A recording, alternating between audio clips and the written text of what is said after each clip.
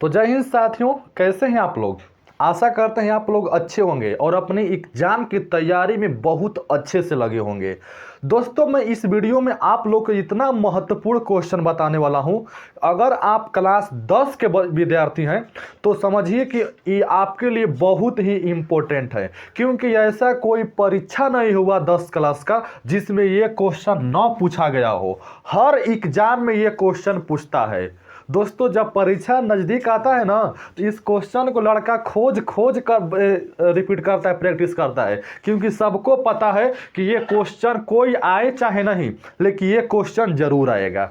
बस खाली यही चेंज होता है, कहीं जहाँ रूट 5 दिया है तहाँ रूट 7 दे देगा, रूट 11 दे देगा, रूट 3 दे देगा, रूट 8 देगा, यानी खाली संख्या चेंज हो गया, लेकिन आएगा जरूर। तो मैं आपको आज रूट 5 को सिद्ध करने वाला हूं कि सिद्ध करें कि रूट 5 एक अपरिमेय संख्या है। इसको सिद्ध करूंगा, आपको किसी भी तरह का संख्या चेंज करके देगा, आप बना दीजिएगा चट से। तो चलिए बिना देर किए वीडियो को शुरू करते हैं। इससे पहले चैनल को सब्सक्राइब नहीं किए हैं तो दबा के सब्सक्राइब करिए और बेल आइकन को प्रेस करिए, क्योंकि आपके क्लास 10 मैट्रिक की तैयारी और इंटर में अगर जाएंगे तो इंटर की भी तैयारी बहुत जोर शोर से चलने वाली है। तो चलिए देखते हैं अब क्या होता है।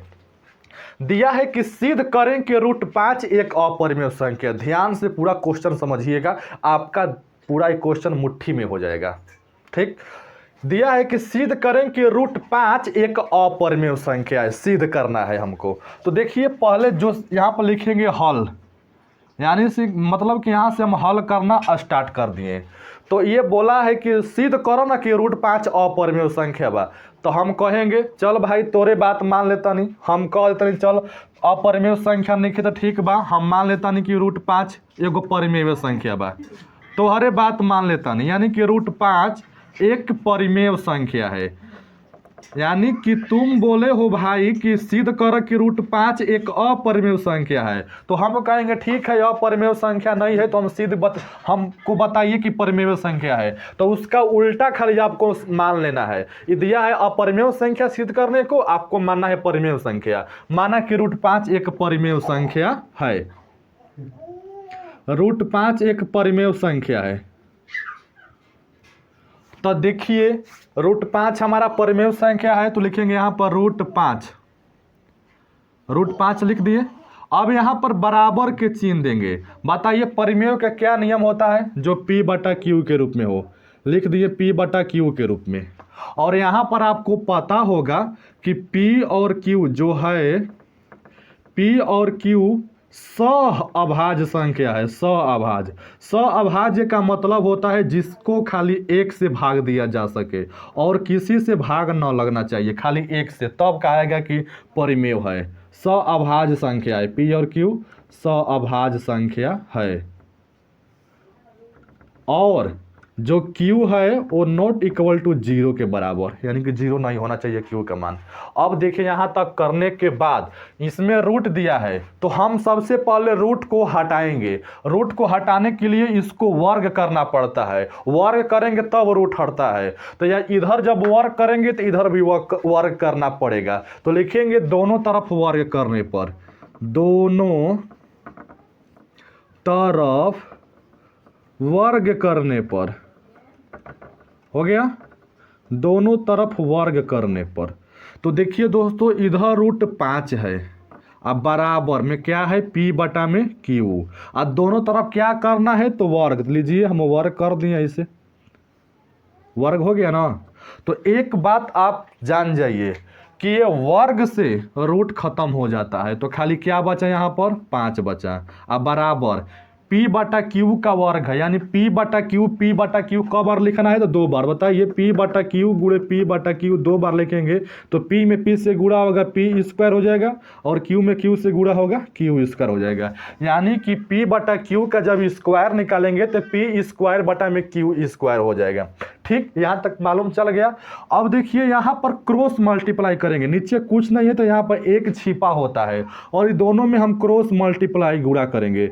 यानी कि 5 में गुणा क से करना है Q स्क्वायर से, और 1 में क से गुणा करना है P स्क्वायर से। तो देखिए 5 में जब Q स्क्वायर से गुणा होगा तो हो जाएगा 5Q स्क्वायर, और जब 1 में P स्क्वायर से गुणा हो जाएगा तो होगा P स्क्वायर। इतना होगा। ठीक, अब यहाँ पर देखिए ये 5 में जो क्यू स्क्वायर में जो 5 है ये गुणा के रूप में है, तो इधर आएगा तो भागा के रूप में हो जाएगा। यानी क्यू स्क्वायर को जस के तस छोड़ेंगे या बराबर पी स्क्वायर जस के तस, अब 5 को कहाँ कर देंगे, भागा के रूप में। यानी गुणा के रूप में रहेगा तो इसको भागा के रूप में कर देना है आपको। यहाँ तक कर दिए। तो अब देखिए यहाँ पर थोड़ा समझने की ज़रूरत है। यहाँ पर पी स्क्वायर में क से भाग लगा है, 5 से, तो यहाँ पर खाली वही लिखना है देखकर कि पी स्क्वायर जो है ना 5 से विभाज्य है, 5 से विभाज्य है, मतलब कि 5 से भागा लग गई, विभाज्य है। यहाँ तक लिख लेंगे। जब पी स्क्वायर में 5 से भाग लग गया तो पूरा गारंटी है कि पी में भी 5 से भाग लगेगा। अब बता रहे हैं कैसे, भागिए कहीं मत, वो बता रहे हैं कि कैसे 5 होगा। हम क्या लिखे हैं कि जब पी स्क्वायर 5 से विभाज्य है तो हमारा पी भी 5 से विभाज्य होगा। कैसे, अब बताइए, 5 स्क्वायर है, ऐसे 5 स्क्वायर है, हम कह दिए कि 5 स्क्वायर 5 से विभाज्य है, होगा ना दोस्तों। 5 के स्क्वायर क्या होता है, 25 होता है, तो 25 हमारा 5 से तो भाग लग जाएगा ना। तो बताइए जो जब 5 स्क्वायर 5 से विभाज्य हो गया, भागा लग गया, तो क्या है 5 में 5 से भागा नहीं लगेगा, लगेगा।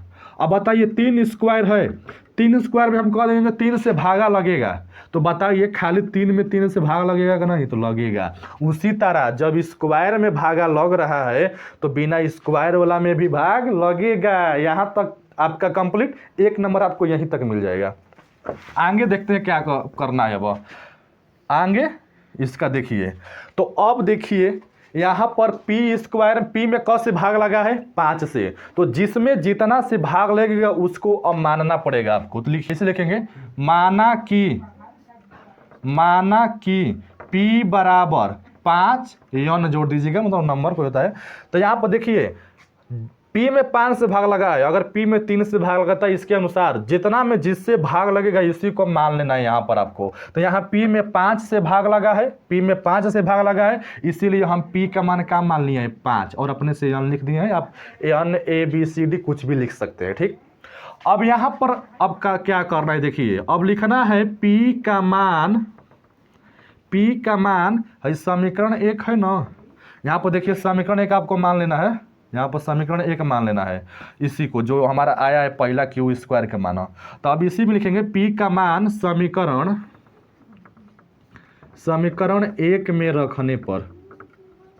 ठीक, यहाँ तक लिखा जाएगा। यहाँ तक सिद्ध करने के बाद पी का मान समीकरण 1 में रखना है। तो देखेंगे समीकरण 1 हमारा क्या है, तो क्यू स्क्वायर बटा में पी स्क्वायर बटा में 5, यही ना हमारा समीकरण 1 है। दोस्तों ध्यान समझिएगा, आप लोग को अगर नहीं समझ में आएगा तो कमेंट में करिएगा ना, कमेंट कि नहीं समझ में आया। दोस्तों एक बार फिर इसको लाऊंगा वीडियो इसका, आपका साथ यार, आपका परीक्षा एग्जाम तक ही नहीं, आपका साथ जिंदगी भर रहेगा। जब तक आप तैयारी करना चाहेंगे आप लोग के साथ ये चैनल रहेगा। अब देखिए क्यू स्क्वायर का मान तो कुछ दिया नहीं है, दिया है यही दिया है, तो यही ना उतारे हैं, तो फिर इसी का यही मान रखेंगे नहीं ना। क्यू स्क्वायर जस के तस छोड़िए, पी का मान क्या माने हैं, 5 यन माने हैं। अब बटा में क्या है दोस्तों, तो 5 है, लेकिन यही 5 यन के ऊपर क्या लिखाएगा, स्क्वायर, क्योंकि पी स्क्वायर है। ठीक, तो पी का मान 5 यन लिखकर इस पर स्क्वायर लिख दिए। क्यू स्क्वायर जस के तस, अब 5 यन का जब स्क्वायर करेंगे, मतलब कि 5 यन जब 2 बार लिखाएगा तो 5 5 25 हो जाएगा, होगा। यन कब हो गया, 2 हो गया, तो यहाँ पर यन स्क्वायर हो जाएगा, क्योंकि जब कोई चर में जब गुणा होता है तो स्क्वायर घात के रूप में हो जाता है। यानी कि जब 5 यन 2 बार लिखेंगे, 5 यन का स्क्वायर निकालेंगे तो 5 का स्क्वायर 25 होता है, और यन का स्क्वायर यन स्क्वायर हो जाएगा। बटा में क्या है, 5 है। अब चाहे तो आप कटा सकते हैं, क्या कटा सकते हैं, तो है 5 में है इससे भाग लगा सकते हैं। आप देखिए 5 से एक बार में खत्म हो जाएगा, 5 से ये 5 बार में, तो कितना आया, क्यू स्क्वायर बराबर 5 यन स्क्वायर, यही ना आया दोस्तों, यही ना आया, क्यू स्क्वायर बराबर 5 यन स्क्वायर। तो अब देखिए क्या करेंगे, यहाँ पर 5 है, कौचे के रूप में है, गुणा के रूप में है, तो हम इसको भागा के रूप में करेंगे, तो क्या हो जाएगा, ऐसे हो जाएगा, यन स्क्वायर बराबर क्यू स्क्वायर बटा में 5। यानी कि इसके ऊपर भागा हो जाएगा ना, चाहे आप इस तरह उल्टा समझेंगे तो ऐसे कर दीजिए क्यू स्क्वायर जस के तस इसको बटा में भागा ग्रुप में कर दीजिए, क्योंकि यहाँ पर गुणा ग्रुप में है। जब गुणा ग्रुप में रहेगा तो बराबर के लंग चाहे वो लंग डाकेगा ना तो भागा ग्रुप में हो जाएगा, और जब भागा ग्रुप में रहेगा तो बराबर के लंग वो लंग डाकेगा तो गुणा ग्रुप में हो जाएगा। ठीक, प्लस में रहेगा तो माइनस में हो जाएगा, माइनस में रहेगा तो प्लस में हो जाएगा। तो यहाँ पर गुणा ग्रुप में है इसलिए बराबर के जब इस तरफ आया तो भागा ग्रुप में हो गया। अब बराबर इधर खाली क्या बचा, यानी स्क्वायर। बस यहाँ पर अब देखिए क्यू स्क्वायर में क से भाग लगा है 5 से, तो जैसे इसको लिखे ऐसे इसको भी लिखेंगे कि क्यू स्क्वायर जो है 5 से विभाज्य है, 5 से विभाज्य है, इसलिए जब क्यू भी होगा वो 5 से विभाज्य होगा। अब तनी समझिए दोस्तों, क्या कह रहा है कि क्यू स्क्वायर जो कस विभाज्य है, मतलब क्यू स्क्वायर 5 से भाग लगा है, तो जब क्यू स्क्वायर में 5 से भाग लगा तभी आपको बताए हैं कि सिंपल जब क्यू भी रहेगा उसमें कस भाग लगेगा तो 5 से भाग लगेगा। तो आप बताइए, हम कहे हैं कि परमेय संख्या वही कहलाएगा जिसमें सिर्फ एक से भाग लगे, सअभाज्य होना चाहिए। जो पी और क्यू है ना, सअभाज्य मतलब पी और क्यू में सिर्फ एक से भाग लगना चाहिए और किसी से नहीं। लेकिन यहाँ पर P में 5 से भाग लग गया, यहाँ पर Q में 5 से भाग लग गया, तो ये परमेय संख्या कहाँ से हुआ? मतलब कि ये विरोधाभास है, यानी कि जो हम परमेय संख्या माने हैं वो गलत माने हैं। तो ऐसे लिखिएगा दोस्तों, मेरा बोर्ड छोटा है, आप लोग नीचे लिखिएगा। क्या करिएगा दोस्त, छोटा बोर्ड है, अगर आप लोग का सहयोग रहा तो बहुत अच्छा बोर्ड है, यहाँ पर डिजिटल बोर्ड खड़ा होगा। लेकिन आप लोग के सहयोग और हेल्प की मदद की ज़रूरत है दोस्तों, आप लोग की सपोर्ट की ज़रूरत है। तो अब इसका नीचे हम लोग लिखेंगे कि यह विरोधाभास है, यानी कि विरोध कर रहा है, विरोधाभास है। विरोधाभास दोस्तों लिख लीजिएगा अपने भाषा में, विरोधाभास है, यानी कि ये परमेय संख्या का विरोध कर रहा है। इसलिए जो √5 है एक अपरिमेय संख्या है। ठीक, अपरिमेय संख्या है।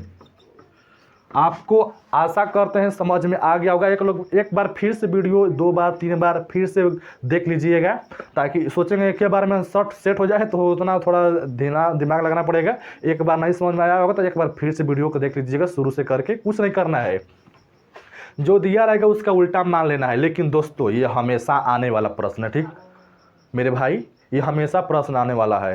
भले संख्या चेंज हो जाएगा लेकिन प्रश्न ये हमेशा आने वाला है। तो देख लीजिए कैसे कैसे सोल्व किया गया है, एक बार देख लीजिए। अगर नहीं, एक बार फिर से वीडियो को देख लीजिएगा। फिर भी नहीं समझ में आया तो कमेंट जरूर करिएगा दोस्तों।